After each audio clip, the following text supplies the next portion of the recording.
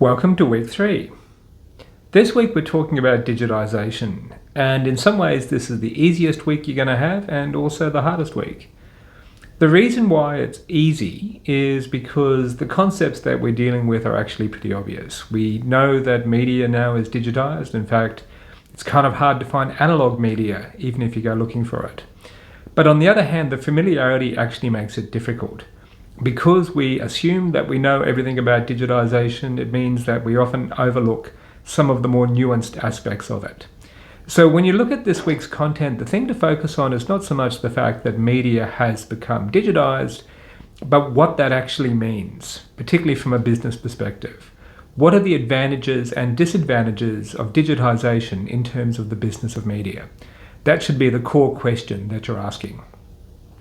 This also flows on to have an impact on the first assignment, because when people go to choose their media company for the SWOT analysis, they often choose things that are really just borderline media.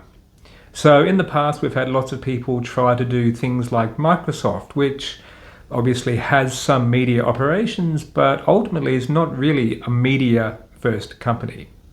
So when you're choosing your companies, don't make things harder for yourself than it really needs to be. Choose companies about which there's been a lot written and companies which are quite clearly involved primarily in the business of media. So while Microsoft broadly is a company that has media assets, its primary goal is to produce software and hardware. So it is kind of media, but it makes it more difficult to look at from a media perspective.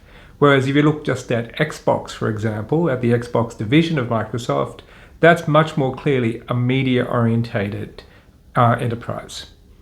So just be careful when you're doing the choice phase for this next assignment.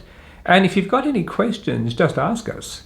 We're always happy to give a yay or nay in terms of what is going to be easy to do and what's going to be hard. And that will ultimately make you much more successful in doing the assignment. So good luck with it, and again, reach out if you've got any questions or concerns. Cheers.